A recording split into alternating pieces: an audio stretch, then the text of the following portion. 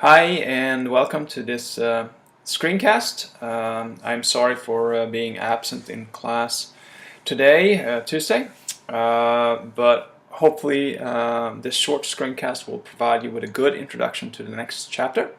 It will not be a very long screencast. And as you have hopefully seen on the instructions that I sent you, you have to live tweet this screencast. So that means that you're not really required to take notes. You can certainly take notes if you so if you so wish. But what I would like for you to do is to use the link to today's meet, and as you go through this screencast, come up with at least 3 different observations. They can be observations, they can be questions, they can be comments, they can be musings, they can be just about anything that relates to the screencast. So we're going to try this to see how it works out. So chapter 6 deals with Roman history and the Roman Empire. So the question that I posed here is that why study Roman history? And this might be a good opportunity for you to offer a live tweet in regards to why you think we should study Roman history. What is the purpose of Roman history? You might not know a whole lot about it, but if you do know something about it, offer an opinion. Why should we study it? And I'll come back to this question a little bit later in the screencast.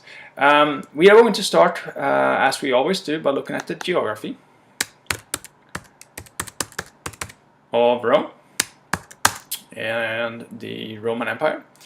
So if we look at this map here of what is today Italy, this is of course where Rome is, right here, in kind of in the central part of this boot that Italy is known as.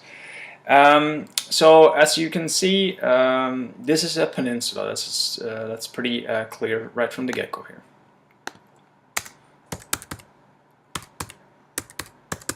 So it is a peninsula, and what's more perhaps important is that it kind of splits the Mediterranean. This is the Mediterranean right here, so it splits the Mediterranean. You have what is Spain over here, and you have what is Greece over here, and then you have the North African coastline on this area right here. So it kind of splits the Mediterranean, which offered a lot of opportunities for trade and cultural diffusion.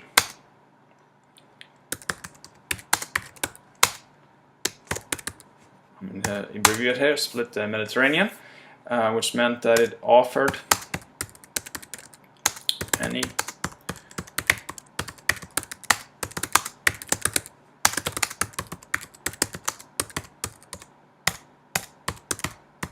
and cultural diffusion.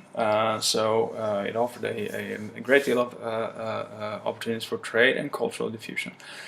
The other thing that we should be aware of when we look at this map is that there are 2 mountain ranges that play a huge role in especially early Roman history. One is the Alps. The Alps are located right here in the northern part of the Roman Empire, or in the northern part of Italy.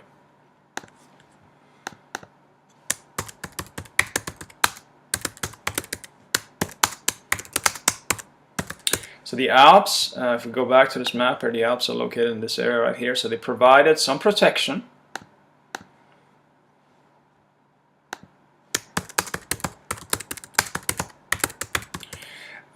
They provided protection, but the Alps were not as difficult. They were higher than the mountains in Greece, but they were much easier to cross than the mountains in Greece were. There were a lot more passes in between these mountains where you could relatively easy get through. So the Alps offered some protection, but they were not. They didn't isolate the Italian peninsula.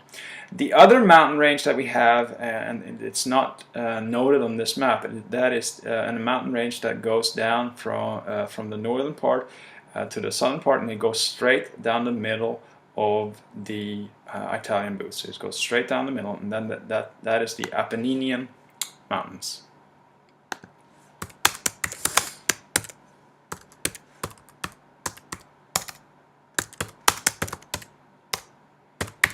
So the Apenninian Mountains went straight down the middle of the Italian peninsula.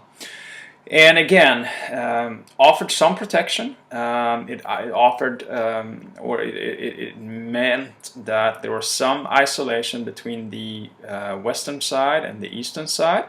But again, they were relatively easy to cross, so they didn't provide too much of a problem for the Romans.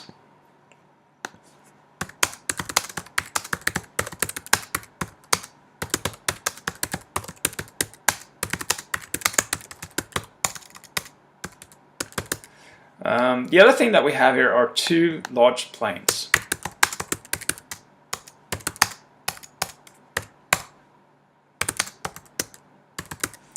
We have two large plains, going back to the map here. We have two large plains here. The one plain is located in this area right here, to the west of this mountain range, and that plain is called Latium.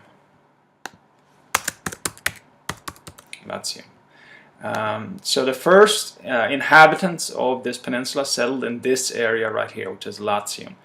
The other plain is called Campania. And Campania was located a little bit further south, so that's in this area right here, which is the other area where people settled after they settled in Latium. So they first settled here, and then they're going to move down towards this plain right here and settle in this area right here. Among the people that settled first were the Romans.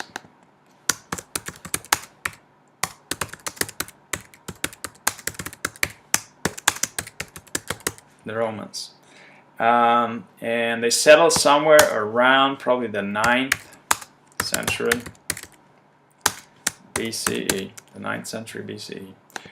So they settled in this area right here, and then they moved down and established a city right here, which is Rome.